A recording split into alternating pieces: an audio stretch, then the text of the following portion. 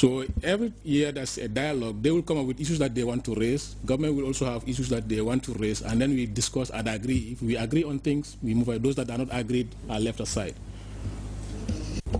Thank you, sir, Your Excellency, the President of the Republic of the Gambia, Professor Alhaji Dr. Yahya AJJ Jammeh, Your Excellency, the Vice President, Honorable Ministers here present,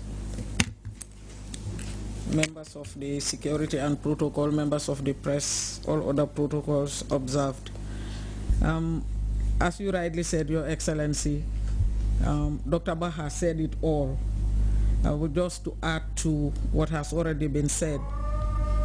It's amazing that people, other countries are wanting us, especially small states, to do things they think is fit for us.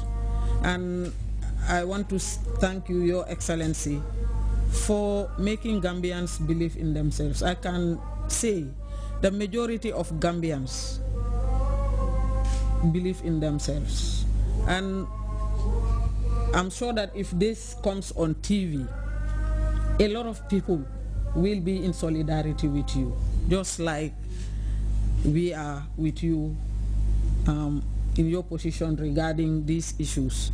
All of these issues, for me, are meant to destabilize us. It seems as if the focus is on Africa, because a lot of countries that never dreamt of having resources are beginning to see resources. Allah is coming our side, and they will not be able to get those resources if they do not sow the seed of discord within countries to make sure that we continue to quarrel amongst ourselves, fight amongst each other, you know, focus on hating each other, so that quietly they take our resources away. Before, we talked about countries like Gambia and a lot of other African countries discovering natural resources. These things were not coming up. After all, most of the laws in this country have been here for a very long time. Before even independence. And I don't know what the problem is with it now. Before it was okay, but now it's no longer okay. And I think the good thing is that Gambians have, a majority of Gambians have awakened from the sleep. And we are in solidarity with you, and we support the position that you have taken. And I must say that this will not bring anything. If we go by what they are saying, it is only going to create chaos in this country.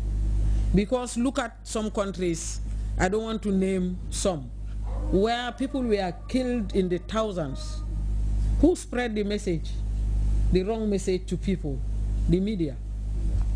And I want to quote one of the religious people in our neighborhood that said, when there is peace, it's the media that spreads it, and peace prevails. But when there is discord, it's the media also that spoils everything and set people against each other.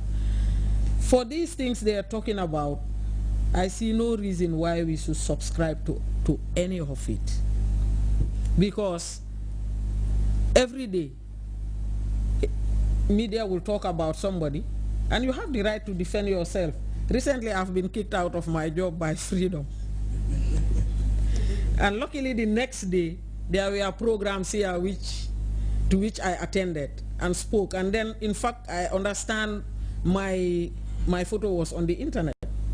And when I attended those programs, the whole day, they decided to quietly remove it. So if it was a media house in this country, I would have been at liberty to take action. Yes. But so what is this issue of people taking on their right because somebody has trampled on their own rights, and then it becomes an issue? And whilst they are trampling on your rights, nobody says anything. So I think as a collective, like you rightly said, Your Excellency, we should be united. We should be honest in the things that we do. We should be ready to serve the Gambian people. We've also have taken oaths just like Your Excellency took your oaths when you were inaugurated. And we should live by those oaths. If it is not the right thing, let us tell whoever we are dialoguing with that it's not the right thing.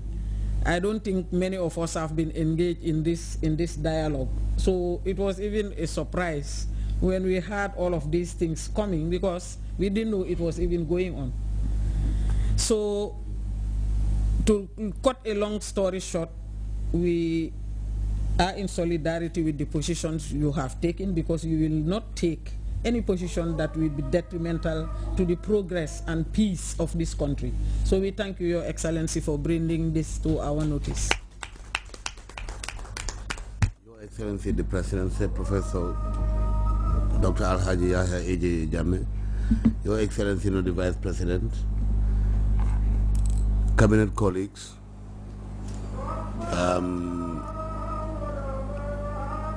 the Secretary General, Deputy Secretary General, members of the press, all protocols duly and respectfully observed. Your Excellency, if I can fully recollect, I think about 2-3 weeks ago, we had an interministerial meeting at the Ministry of Foreign Affairs. Myself and Honorable Sonko were there. And I believe some of these issues, even including ICCRC, was raised in that, and Honorable Sonko gave them a fitting answer as regards their visit to prisons. And his answers were in line with what you have said here. And the issue of diplomats, he also gave them fitting answers that of all the requests they have made to visit their nationals, none has ever been turned down. Only that when they make the request at the late hour, say like when they are here in the Gambia on a visit, they say, I have arrived today, I want to visit today.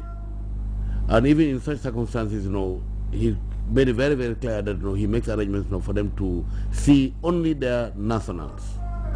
And the conditions attached thereto, he did explain all that also. Now, the question of some of these laws that they want to see amended or removed from our statute books,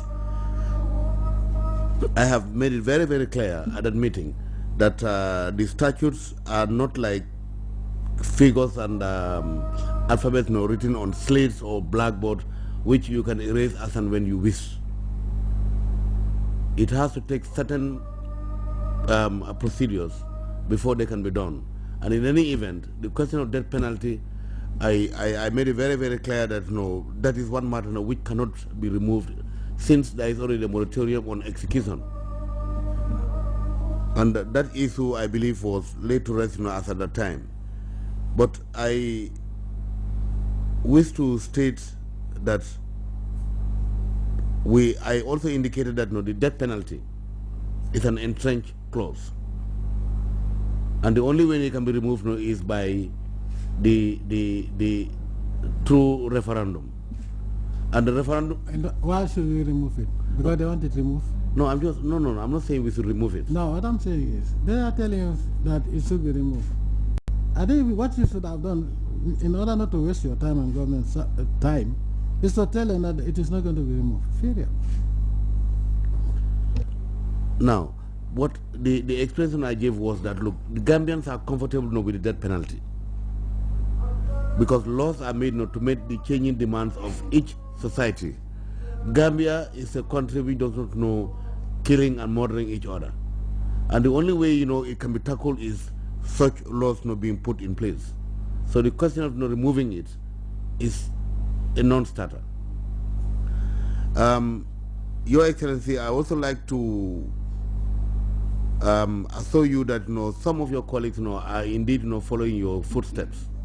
Senegal, I was looking at a program on, is it TFM or Days 2, regarding newspapers and people who write defamatory statements against people. It was a big debate. And Macky Sall himself at one time said he will not accept those things that Abdoulaye Wade was accepting. People making statements against him. In fact, somebody has already been arrested and is being tried. So it goes to show that what Ablai Wad was saying, or at one time when